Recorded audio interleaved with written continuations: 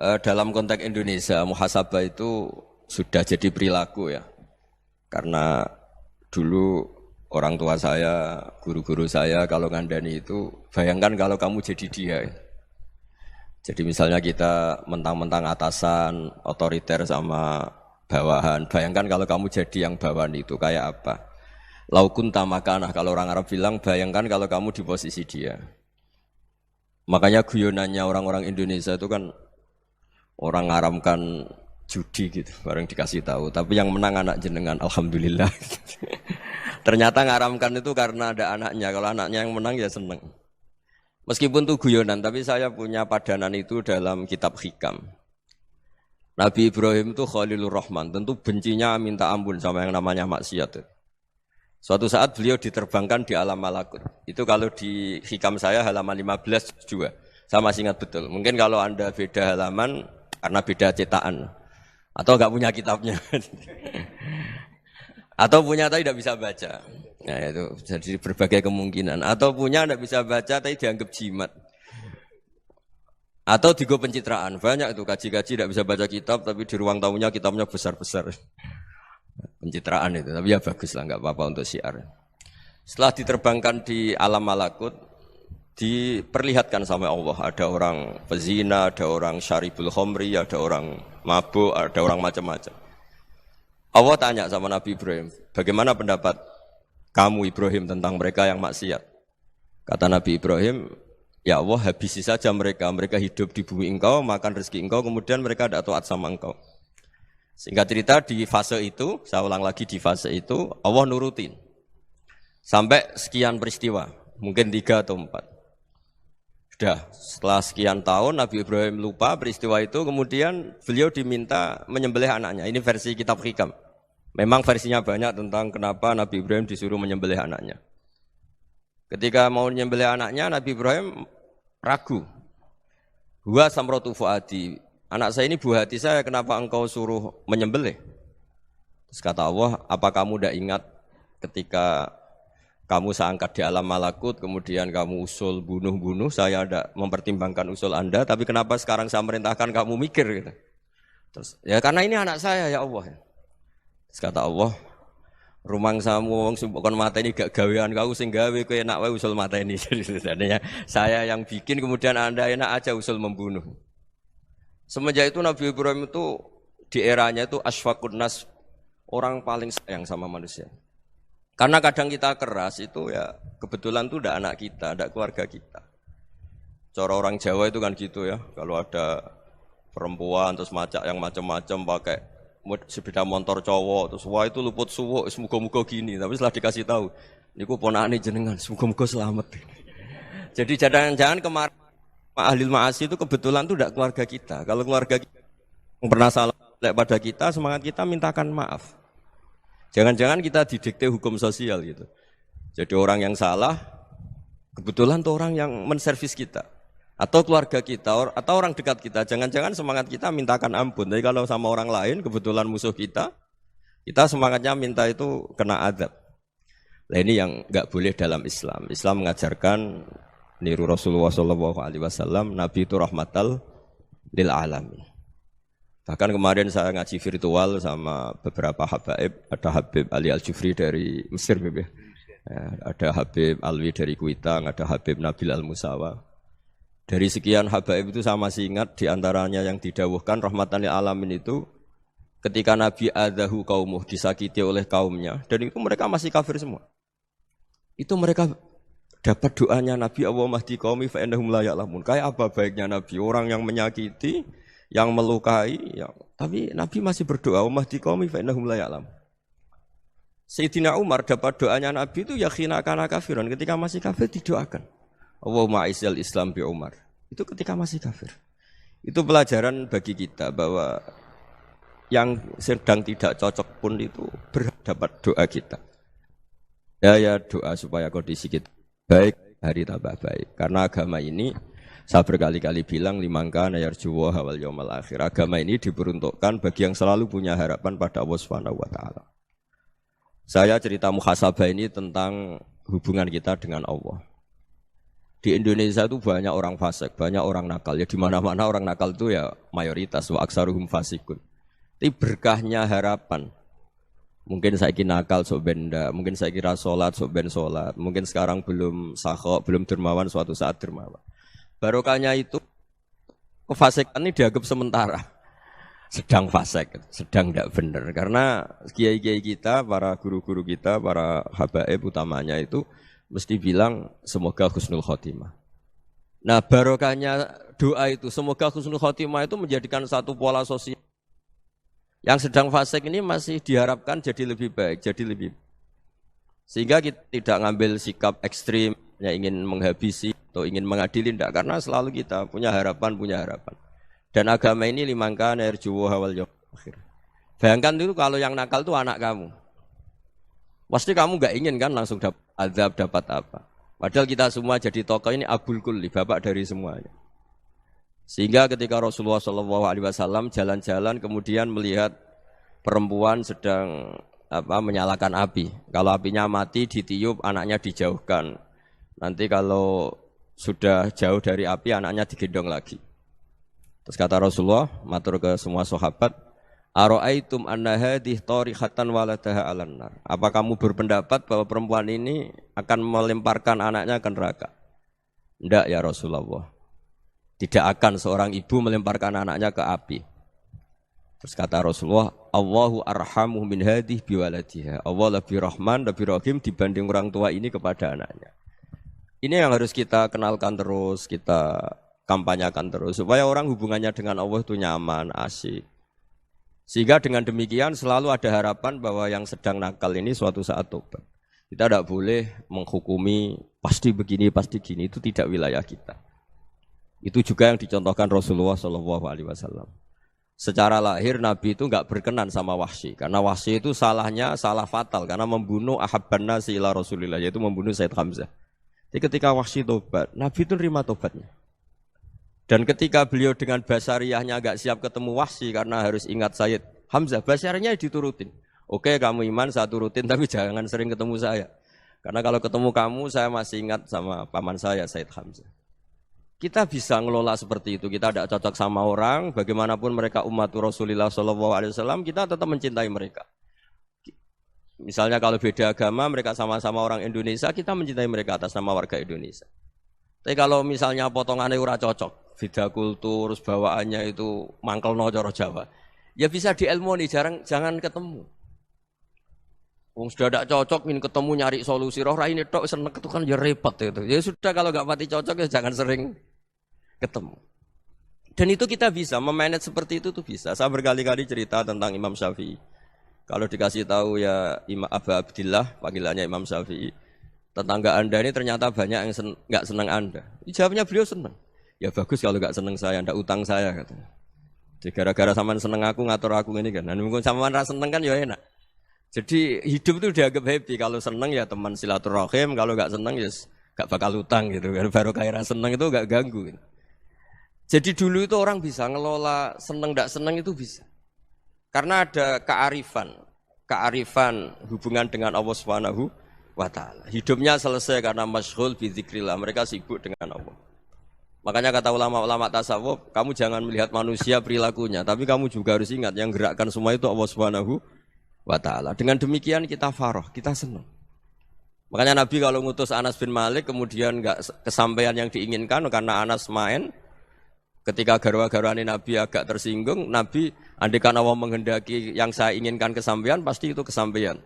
Jadi dianggap kegagalan Anas enggak manggil yang dituju Nabi itu ya kersane Allah, ya enteng saja. Sayyidina Ali lebih parah lagi yang dialamin. Itu dalam beliau kalau dipanggil itu enggak cepat-cepat ke sana. Ketika ditanya, "Kenapa kamu tak panggil enggak cepat ke saya?" "Amin tu ukubatak." Karena aku tahu engkau orang baik. Orang baik itu pemaaf. Jadi makanya orang-orang soleh dulu itu bodoni itu. Makanya sekarang kalau ada orang bodoni itu mesti bidik orang soleh. Kalau orang-orang soleh itu kakean husnudzon akhirnya sering dibodonin. Abdul bin Umar itu masyhur itu. Kalau ada budaknya sering sholat, sergap sholat itu dimerdekakan. Akhirnya enggak sholat pun pura-pura sholat. Akhirnya juga dimerdekakan. Ketika ditanya, kenapa engkau merdekakan? Padahal mereka sholatnya menipu engkau, kata pembisik-pembisik itu. Man khoda'ana lillah in khoda'na lah.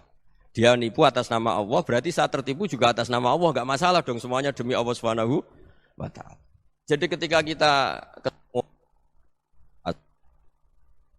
mensifati Allah Ta'ala itu ghafir, Allah pemaaf. Jangan kamu enggak fair untuk diri kamu nyifati Allah ghafir, pada orang lain Allah kamu sifati syadidul iqab. Jadi Allah kamu atur, kayak MC tadi ngatur saya. Jadi Allah itu apa? Kalau pada saya ghafir, kalau pada musuh saya syadidul iqam. Itu tidak fair. Kalau Anda punya harapan kepada Allah karena Allah Rahman Rahim, Allah Ghafir, sebenarnya Allah pada musuh kita ya bisa saja Allah Ghafir, bisa saja Allah Rahman Rahim. Sehingga kita melihat orang lain yang kita tidak cocok itu ya enteng saja. Itu min ummati Rasulillah sing tanaluhu syafa'atuh, tanaluhu sa'atu rahmati, tanaluhu fair. Jangan dengan kita kayak mesti dapat rahmat, jangan orang lain kayak Allah pasti syadidul iqam. Itu tidak boleh. Sehingga ketika ada orang Badui, singkat cerita orang Badui ini kencing di masjid, semua sahabat membentak dia. Yang enggak bentak hanya Nabi tok. Saking mangkelnya orang ini karena semua sahabat bentak kecuali Nabi. Setelah dibenarin Nabi, terus Nabi nyuruh sabbu ali dhanuban min ma'in. Setelah disucikan masjid itu, dia berdoa keras sekali. Allahumma arhamni wa Muhammadan wa la tarham ma'ana ahadan. Ya Allah, yang berhak dapat rahmatmu hanya saya dan Nabi Muhammad, yang lainnya jangan. Karena yang lainnya tuh jengkelin, gitu aja saya salah dimarah-marahin gitu. Jadi kalau kamu doa terbatas ya kayak orang Bedui ini, kayak orang Arabi. Apa kata Nabi? Laqad tahajjarta wasi'an. Allah yang rahmatnya luas menjadi kamu sempitkan. Karena kamu mau atur Allah hanya Rahman pada Indonesian Power, pada NU, pada kita, yang orang lain enggak perlu dapat. Itu kan kasihan Islam, karena Islam terus enggak dimiliki semua orang. Allah enggak dimiliki semua orang, Rasulullah enggak dimiliki semua orang karena dipek NU, dipek ormas tertentu, dipek enggak boleh seperti itu. Enggak boleh takhasyar tawasian kata Nabi, enggak boleh mempersempit zat yang rahmatnya itu luas. Ini semoga etika ini kita pakai di Indonesia. Yang sedang fase kita harapkan lebih baik. Yang sedang enggak dapat hidayah kita doakan dapat apa? Hidayah. Masyhur kan, makanya tadi saya mohon sama Habib Ali supaya Habib Ahmad supaya tetap mahalul qiyam, tabaruk sama Habib Ali di antara doa-doa di Simtud Duror masyhur itu antuqabilal mudhniba minnah bil ghufran wal musi'ah bil ihsan. Jadi harapannya para habaib, para orang-orang baik dulu ya semoga yang dosa itu dimaafkan, yang sedang salah dibuka, bikin lebih baik. Nabi itu tugasnya juga gitu. Wastaghfir li dzambika walil mu'minina wal mu'minat. Nabi itu tugasnya juga memintakan ampun yang sedang salah. Nah ini cobalah jadi etika kita, muhasabah kita. Jadi muhasabah itu cara berpikir kita set, kita pikir ulang. Ternyata semangatnya seorang nabi itu wastaghfir li dzambika walil mu'minun. Semangatnya itu memintakan ampun. Orang ahli tafsir tahu semua kalau Nabi itu tidak mungkin dosa. Jadi itu khitabun Nabi wa urida bihi ummatu, itu khitab Nabi, tapi yang dimaksud itu umatnya karena Nabi tidak akan mengalami dzambun, tidak akan mengalami dosa. Sekarang enggak, kadang-kadang kita ini kalau orang lain salah itu semangat. Kalau di perusahaan ada teman salah, apalagi pimpinan salah itu seneng. Barokahnya salah bisa ganti kan gitu.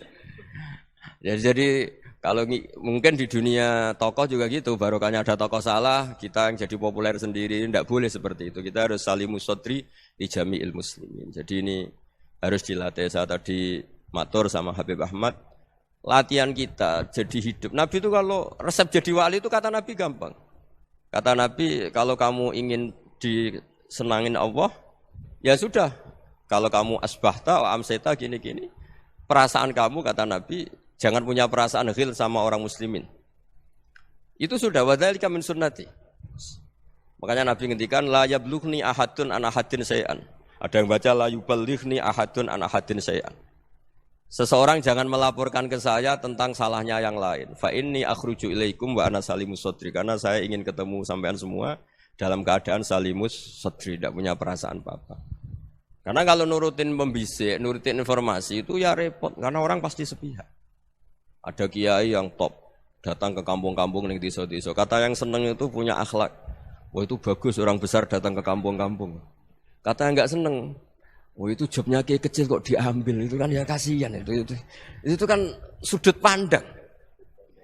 Makanya saya sering bilang, akal kita ini cukup untuk mentasdik Rasulullah SAW. Meskipun perasaan kita kadang orang Jawa itu beda. Saya berkali-kali bilang sama peneliti dari Jogja, kenapa sih Gus para nabi itu kok poligami istrinya banyak? Nabi Dawud katanya itu berapa? Nabi Sulaiman malah jumlahnya agak terbatas. Nabi Muhammad itu paling sedikit.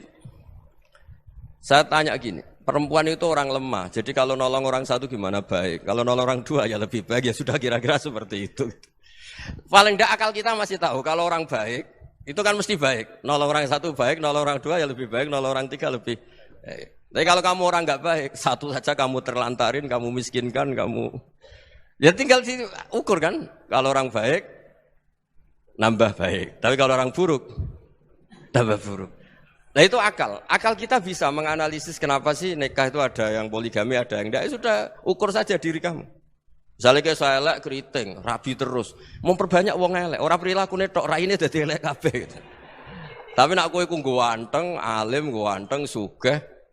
Anake ganteng-ganteng, berhubung kowe saleh ahli swarga kabeh. Mertua yo bangga karena karir kamu meyakinkan. Ini mertua kamu aja enggak bangga mau nambah. Ipar enggak bangga, mertua enggak bangga, desa kamu yang kamu wayai juga gak. Beda dengan Nabi ketika nikah Juwairiyah itu enggak ada pernikahan sebarokah Nabi dengan Juwairiyah itu Azharu Rasulillah. Di situ habis perang banyak tawanan gara-gara jadi besanya Nabi langsung dibebaskan semua karena Azharu Rasulillah. Sekarang besanya Kanjeng Nabi. Dulu Abu Sufyan mangkelnya bukan main sama Nabi. Gara-gara putrinya dinikah terus langsung jadi. Kalau kamu kan enggak, nikah satu, nikah lagi. Satu kampung musuh kamu. Karena istri pertama ya cemburu, yang kedua agak bangga. Wah itu selesai itu. Dunia wal akhirah. Maksud saya, nganalisis Islam itu harus pakai akal. Dan akal yang dipakai, ini saya bawa ke kitab Ihya, adalah pikiran-pikiran para ulama. Makanya ketika Imam Ghazali ketika ditanya, fakaifa bi muslimin fasikin asawwaha fi jami'i amri. Kalau kalian ketemu orang fasik, orang Islam tapi fasik, perilakunya enggak ada yang benar. Kata Imam Ghazali jawabnya lucu, aneh. Ma min muslimin illa wa islamuhu ta'ah. Enggak ada orang Islam kecuali dia mau Islam, membenarkan Allah dan Rasul itu sudah taatnya dia. Kok kamu enggak bisa melihat taatnya dia? Dia pikirannya kan ini pemabuk, ini tukang apa. Tapi kata Imam Ghazali, sebenarnya kamu masih bisa berpikir positif. Ma min muslimin illa wa islamuhu ta'ah. Tidak ada seseorang Islam ketika dia milih Islam itu pasti ada taatnya, yaitu tasdik pada Allah dan tasdik kepada Rasulullah Shallallahu Alaihi Wasallam. Jadi dengan pola seperti itu, maka di antara guru-guru kita yang modern ya di era Mbah Maimun, di sini ada Habib Ahmad. Habib Salim syair yang sering dibaca beliau adalah ada orang munajat sama Allah, ini cerita munajat. Itu orang itu ngendikan gini, ana mutnibun, ana mukhtiun, ana asi, huwa rahimun, huwa ghafirun, huwa afi.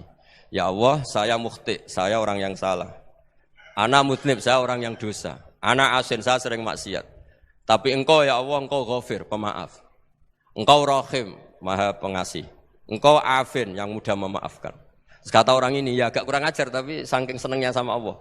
Qobal tuhunna salasatan bisalasati. Ya gini saja ya Allah, sifat engkau diadu dengan sifat saya. Engkau Tuhan, Gusti, enggak boleh kalah katanya. Terus wasatahliban ausofu ausofi, dan engkau pasti pemenangnya gitu. Jadi ada orang rayu Allah dengan cara seperti itu ya ada ya. Saya ini manusia, salah saya banyak. Engkau ampunannya banyak. Engkau Tuhan, Gusti, enggak boleh ampunan Anda, ampunan engkau kalah dengan salah saya. Enggak boleh Tuhan kok kalah. Jadi untuk supaya orang punya harapan gitu. Banyak juga wali-wali yang jadab ketika datang ke makam Rasulullah SAW. Itu kalau dongo ya agak kacau sebetulnya, cara syariat agak kacau. Ya Allah, engkau punya dua pilihan. Jika engkau menjadikan saya soleh, surah habibu, yang senang kekasihmu, yaitu Rasulullah SAW. Tapi jika engkau menjadikan saya fasik, surah adubu, yang senang itu setan. Monggo jenengan mau menyenangkan kekasih jenengan, mau menyenangkan musuh jenengan, monggo. Jenengan bebas kok memilih. Mestinya Allah ya senang menyenangkan kekasihnya. Jadi ya, intinya Allah dipaksa untuk menjadikan dia orang soleh gitu. Jadi kayak kemarin itu Pak Bu siapa yang kesini itu, yang sama jenengan kuliah kesini itu sama Habib Ahmad. Saya pertama enggak mau, lama-lama Habib Ahmad.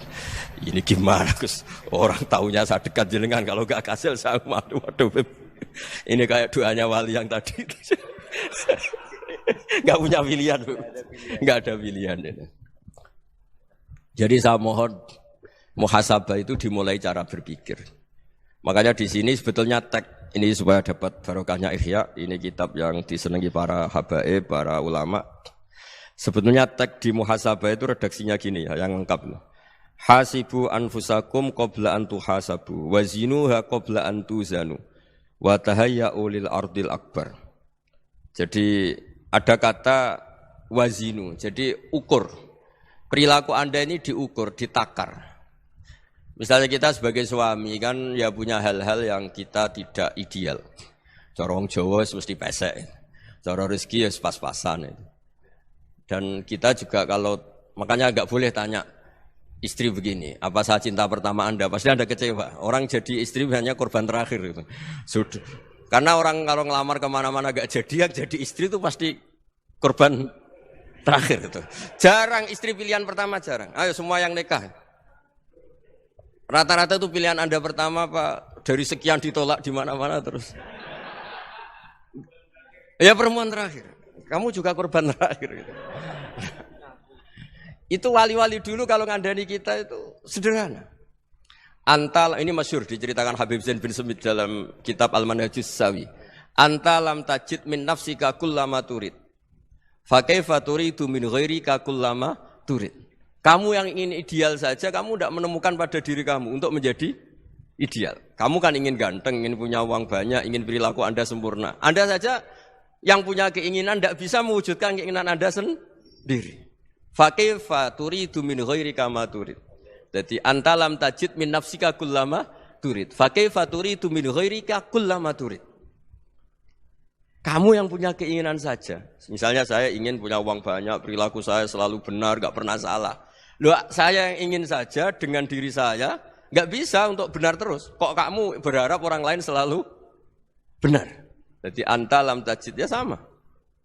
Kalau kamu menuntut istri kamu itu ramah, neriman, apa kamu neriman sama wajah istri Anda gitu?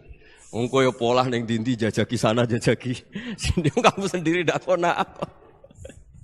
Jadi itu nasihat yang luar biasa. Anta lam tajid min nafsika kullama turid, fa kaifa turidu min ghairika kullama turid. Kamu mau menghormati semua orang, enggak mau kan? Kemudian Anda berharap semua orang menghormati kamu. Kamu enggak ingin kan orang lain semua menghujat kamu. Sementara kamu enak aja menghujat orang lain. Makanya Rasulullah SAW itu luar biasa ketika bikin kaidah sosial. Apa la yu'minu ahadukum hatta yuhibba li akhihi ma yuhibbu li nafsi. Jadi kalau ukuran iman itu sederhana. Kalau sesuatu itu baik, nyaman bagi Anda ya bayangkan itu pada teman Anda. Misalnya Anda bangun tidur sudah acak-acakan, enggak punya uang, utang jatuh tempo, kan enggak ingin ketemu orang. Ya kamu jangan bertamu ke jenis ini karena dengan kamu yang alami juga enggak siap ketemu orang. Makanya ada Habib Alim itu dilapuri sama seseorang. Beb, dulu teman saya itu ketika saya kaya itu sering main ke saya. Setelah saya miskin, mereka tidak main ke saya. Kata Habib itu bagus, sunahul begitu itu bagus. Coba kalau kamu dulu kaya, teman kamu main kan kamu gaya. Di rumah ada makanan, bisa hormat tamu. Setelah kamu miskin jadi buruh manol di pasar atau buruh bikin boto, teman kamu datang, malu enggak kamu? Mendingan enggak datang gitu. Akhirnya baru, oh ya alhamdulillah kalau gitu. Loh ya kan dulu teman kita datang, kita ada Alphard, istri cantik, rumah bagus. Lah kita miskin, buruhnya orang pas dibentak-bentak, teman kamu udah datang. Milih datang kamu enggak kalau setelah kamu jatuh? Enggak kan? Jadi barokahnya ilmu itu terus. Ya, tapi kadang-kadang orang tuh, wah setelah saya miskin teman-teman enggak kasih ke sini. Ya kalau kamu sudah jatuh, teman-teman kamu situ jadi tontonan. Ya mulai sekarang cara berpikir itu dirubah. Dulu yang namanya kiai itu kalau diundang orang itu ya agak-agak senang. Semenjak saya itu agak rubah. Ngundang kiai, ngatur kiai itu tak haram-haramkan ya ada lumayan lah sekarang itu sudah mulai agak beretika. Dulu itu ngundang tuh tanggalnya ditentukan, jamnya ditentukan. Enggak mikir apa kiai saat itu nganggur, enggak. Punya wadifah, enggak. Dia milih tanggal yang dia nganggur, enggak mikir pas itu kiainya nganggur apa, enggak. Ya saya hanya cerita aja, kamu tersinggung ya monggo, boten nggih monggo itu kan. Jadi saya mohonlah supaya tadi saya juga matur ke Habib Ahmad. Jadi untuk orang merasa ikut sunnah Rasul itu gampang sekali kata Sayyid Muhammad. Dulu Nabi berpakaian ala daerahnya. Kalau mikot ya pakai mikotu baladi. Karena Nabi orang Madinah dan beliau berdomisili di Madinah ya misalnya mikotnya dari Bir Ali misalnya. Tapi kalau Anda orang kawasan Tanim mau umroh ya dari Tanim. Misalnya kawasan Jirona ya dari Jirona. Artinya apa? Kamu ngambil mikot karena Nabi mikot misalnya dari Bir Ali, bukan berarti kamu harus seperti Nabi di Bir Ali, kamu orang Mekah, misalnya kamu orang Tanim, orang dia harus dari mikot itu apa? Baladi. Sama, makanya di fikih-fikih itu kalau teknik anak, Nabi orang Arab, halawiyatnya kurma ya kurma. Kalau orang Jawa sedegan, semua podo-podo. Ya, podo-podo manis. Jadi ini tabaruk sama Sayyid Muhammad, ini ada murid beliau, Habib Ahmad, sahabatnya. Supaya orang itu merasa ikut Nabi itu gampang sekali. Ini saya baca ya di halaman tadi disaksikan Habib Ahmad 433 di kitab apa ini? Manhajus Salaf fi Fahmin Nusus. Itu kata Sayyid Muhammad wa kanat sunnatu Rasulillah annahu yat'amu ma yajiduhu fi ardi wa yalbasu ma yajidu wa yarkabu ma yajidu mimma abahu wa ta'ala. Faman istamala ma yajiduhu fi ardi fa huwa al-muttabi' lis sunnah. Kama annahu hajjal baita min madinati. Faman hajjal baita min madinati nafsi fa huwa al-muttabi' lis sunnah wa illam takun hadhil madinatu tilka. Jadi intinya misalnya Nabi dulu itu ngasih sedekah kepada fakir miskin ya pakai dinar, dirham. Ya kalau orang misalnya sedekah pakai rupiah ya sudah ikut sunnah Nabi. Jangan, lu Nabi pakai dinar loh, kamu kok pakai rupiah. Dulu dinarnya Nabi udah ada tulisannya Bank Indonesia, kamu kok ada tulisannya Bank. Ya tidak ada seperti itu. Ya jadi misalnya Nabi sedekah pakai tamar atau pakai al-aqid, ya kita pakai beras, pakai apa. Supaya orang tuh bahwa Rasulullah itu milik kafatal linnas, milik semuanya. Sehingga merasa ikut sunnah Nabi itu ya semuanya. Makanya dulu Mbah Mun kalau motivasi saya supaya bombong, kalau orang Jawa bilang bombong. Wong Jawa itu mesti ono wong alim. Beliau menyontohkan pas itu Mbah Fadol, Senori, Mbah Ihsan Jambes. Itu bisa ngarang-ngarang kitab luar biasa, padahal beliau bukan orang Arab. Imam Sibawa itu orang Persia, Imam Ghazali orang Tus itu juga ikut Persia. Kata Imam Mun, wong sing ora Arab lah mesti untuk jatah alim kata beliau. Karena Nabi itu diutus kafatal linnas. Nah ini kalau orang yang alim itu Arab tok berarti tidak ada perwakilan dari Afrika, dari Asia Tenggara, dari mana-mana. Makanya karena Nabi statusnya itu kafatal linnas. Jadi kita harus bangga sebagai Muslim, sebagai orang Indonesia karena misalnya Wali Kutub dulu terkenalnya hanya ada di Yaman, di mana. Ternyata pernah ada juga di Indonesia dan seperti Habib Abu Bakar Segaf Gresik. Jadi ya artinya kan tetap orang Indonesia meskipun beliau dzurriyyah Rasul kan ya sudah orang apa? Orang Indonesia. Dzurriyyahnya Habib Ali Simtuduror sekarang di Solo. Jadi Indonesia juga dapat alawin banyak dari Sadatinal Alawin juga banyak. Jadi saya mohon barokahnya ngaji seperti ini melihat orang lain tuh gampang. Bayangkan tuh kalau anak kamu. Makanya Nabi nanti kalau nggak percaya lihat di Hikam nomor 15 di kitab saya itu. Di situ dijelaskan oleh Hikam, jangan-jangan semangat Anda pada orang yang maksiat, pada orang yang keliru supaya dihukum itu karena kebetulan itu udah anak Anda, itu udah keluarga Anda. Coba kalau itu keluarga Anda. Makanya kalau saya guyonan di Jogja itu ada pembantu mecahkan piring terus dimarahi majikannya, saya mesti guyon gitu. Pasti itu pembantunya tidak cantik. Kok bisa Gus? Andai kan cantik dan kamu senang mecahno piring satu, piring 1000 ora iso ngamuk. Ternyata ngamuknya itu karena mecahkan piring apa karena plus tidak cantik? Coba jawab para lelaki ini. Kamu marah sama orang maksiat itu karena maksiat karena plus itu udah anak Anda. Bayangkan kalau itu anak Anda. Itu hebatnya Rasulullah SAW. Karena kita yang salah pun kadung umatnya, Nabi tetap ngasih fasilitas syafaati li ahlil kabair min ummati. Kayak apa baiknya Nabi? Tidak ikut maksiat tapi ikut fasilitasi ngasih syafaat. Loh kalau li ahlil ibadah kan wajar. Nabi ketika ini syafaati li ahlil kabair min ummati. Ya karena tadi logika yang dibangun Rasulullah itu logika yang luar biasa. Kita semangat orang lain kena hukuman itu karena kita tidak punya ra'fah, tidak punya rahmah.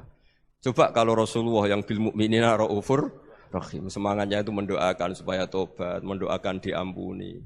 Dan itu juga yang diperintahkan oleh Allah Subhanahu wa taala, wastaghfir li dzambika walil mu'minina wal mu'minat. Ya semoga barokahnya ngaji ini, barokahnya Habib Ahmad, barokahnya Maulid Simtuduror, barokahnya semua kitab madaih Tibak Berjanji semuanya, barokahnya Ikhya, barokahnya Said Muhammad, barokahnya guru kita semua, Mbah Maimun, bapak saya. Kita ini ngikuti manhaj, ya, ngikuti apa? Manhaj. Saya sering didhawuhi Mbah Mun, kenapa ihdinas siratal mustaqim bukan siratoka? bukan jalan engkau ya Allah. Karena Allah itu enggak bisa kamu tiru. Allah itu tidak tidur, tidak makan, tidak kesel, tidak capek. Yang bisa ditiru itu siratal ladzina an'amta alaihim. Yang bisa ditiru manusia ya niru manusia. Karena Allah itu tidak bisa ditiru. Makanya ihdinas siratal mustaqim siratal ladzina. Dan niru siapa? Niru guru-guru kita. Termasuk niru cara pandang. Jadi misalnya ada orang awam di rumah itu hanya delok reng, delok tikus liwat, itu kan kayak nganggur. Kok ora tahajud malah mendelok reng. Melihatnya jangan gitu. Huwa tarokal ma'asiyah. Dia di rumahnya ndak dugem, ndak kemana-mana. Dia berarti malam itu tarkul ma'asi. Tidak nyopet, tidak garong, tidak ke tempat maksiat. Susahnya apa sih husnudzon? Jadi jangan lihat huwa tarkut tahajud, huwa tarokat tahajud, wa taroka qiyamal lail. Oke ya, namanya orang begitu ya tidak tahajud, tidak qiyamul lail. Tapi susahnya apa sih kamu bilang huwa tarokal ma'asiyah, dia juga meninggalkan maksiat dan tarkul maksiat itu ibadah. Supaya orang tuh gampang lah husnudzon sama orang muslim. Ini orang mukmin, orang yang luar biasa. Di mata Allah itu orang yang luar biasa. Kayak tadi Imam Ghazali, kalau saya ketemu orang muslim kemudian dia tidak pernah baik, gimana? Kata Imam Ghazali, ma min muslimin illa wa islamuhu ta'ah. Tidak ada orang Islam ketika dia mentasdihkan Allah dan Rasulullah, berarti dia juga punya taat. Ya ini latihan saja, sing iso nglakoni Habib Ahmad kula namung cerita mawon. Kula cerita secara akademik, saya punya kitab, saya baca dan alhamdulillah kita paham barokahnya para guru dan supaya terbiasalah. Sebaik-baiknya ibadah husnudzon billah wa husnudzon bil mu'minin. Soal tidak cocok ya diilmoni tadi ya, namanya enggak cocok ya jangan sering ketemu. Seperti Rasulullah SAW, beliau karena sangat mencintai Sayyid Hamzah, ketemu orang yang pernah begitu sama Sayyid Hamzah ya beliau secara basyariah tidak siap. Tapi beliau secara cara bahasa sekarang secara profesional kalau beliau seorang nabi dan harus menerima tobatnya siapapun ya diterima. Saya meskipun dengan A, B gak cocok karena dia begini-begini sama saya, tapi saya ingat dia sholat, dia baca sholawat, dia mencintai Rasulullah. Ya kita hormat. Ya soal gak cocok ya di manage tadi ya. Zurhiban tasdid huban. Kalau gak pati cocok ya jangan sering ketemu bawaannya enak nanti. jadi ya semuanya itu diilmoni lah. Makanya ngendikane Ma'ruf Al-Qurhi ada yang baca Al-Kharqi, mangqala fil yaumi salasa marrat aw marham umat Muhammad kutiba minal abdal. Karena semangat mencintai siapapun satu hari sering baca Umar Hamata Muhammad, wa ma asli umata Muhammad, wa ma tajawaz an umati Muhammad. Itu mesti kutiba minal abdal. Dia pasti termasuk wali abdal. Maksudnya semangat mencintai. Ya dilatih lah. Misalnya Indonesia Power atau PLN. Andai kan tidak ada PLN itu kayak apa? Orang nggak bisa ngaji, tidak bisa aktivitas, ya barokahnya ada PLN, barokahnya jasanya. Kita sadar, tidak semua kebaikan kita ini memenuhi keinginan orang banyak. Gitu. Orang banyak ingin listrik, ingin saluran apa, dan itu kadang yang mewujudkan orang lain atau kelompok lain. Ya karena itu manfaat ke orang lain ya kita doakan. Karena khairun nas anfa'uhum linnas. Sehingga kita terbiasalah ngakui orang lain. Seperti semangatnya Rasulullah SAW, semuanya itu didoakan, semuanya diinginkan kebaikannya. Bahkan Nabi gak putus asa sampai di akhirat. Ketika Nabi lain sudah putus asa karena sudah akhirat. Sampai dimintai syafaat semuanya bilang nafsi, nafsi. Karena merasa semuanya enggak punya nyali di depan Allah. Karena ini sudah akhirat, sudah finish. Tapi apa Rasulullah? Analah. Ya sudah, saya sanggup mensyafaati kalian. Terus kata Nabi, fa'atiyal arsya. Saya mendatangi aras, fa'akhiru lahu sajidan, saya sujud. Wa ahmaduhu bimahamida allamaniha rabbi. Kemudian saya tetap muji Allah. Dengan pujian yang terus menerus. Padahal sudah di akhirat, sudah finish. Nabi dimintai syafaat masih sanggup. Karena Nabi tahu, akhirat tidak bisa mendikte Allah. Tidak bisa. Allah terus bilang, ya Allah ini akhirat. Engkau sudah tidak boleh mensyafaat. Tidak bisa. Allah tidak bisa diganggu akhirat. Allah tidak boleh dibatalkan rahmannya oleh akhirat. Allah tetap rahman rahim abadal abad. Dan Nabi tahu itu. Makanya kata para ulama, fa Muhammadun ahmadu min ghairihi. Jadi Nabi Muhammad namanya dua, yang terkenal. Sebenarnya banyak yang terkenal dua, Muhammad sama Ahmad. Ketika Nabi punya nyali memuji Allah di akhirat atau sudah di akhirat, itu fa Muhammadun ahmadu min ghairihi. Ketika Nabi lain sudah tidak punya nyali muji Allah karena sudah akhirat, Nabi Muhammad tetap berani muji Allah di saat seperti itu. Makanya ahmadu di situ kata ulama itu af'al tafdil, fa Muhammadun ahmadu min ghairihi. Kanjeng Nabi lebih memuji Allah di saat yang Nabi lain sudah tidak punya nyali untuk muji Allah di saat itu. Makanya kata Nabi fa akhiru lahu sajidan wa ahmadhu bimahamida allamaniha rabbi. Akhirnya setelah lama gitu terus Allah ngendikan ya Muhammad irfa' ra'sak wasal tu'tah wasfa' tusyaffa. Sudah Muhammad, angkat kepala kamu minta apa saat turutin, dan kalau kamu ingin mensafati umatmu saya beri hak napa? Syafaat. Nah, semoga semangat itu juga menjadikan kita munajat bahwa rahmat Allah tidak terbatas, harapan juga tidak terbatas. Mungkin yang sedang nakal ya kita katakan sedang, jangan terus kamu pastikan wah ini mesti suul khotimah, mesti tidak orang baik. Ndak, agama ini liman kana yarju wal yaumal akhir, selalu bagi yang punya harapan. Ya, mugi-mugi dapat barokah semua. Mantu dengan kata wassalamualaikum warahmatullahi wabarakatuh.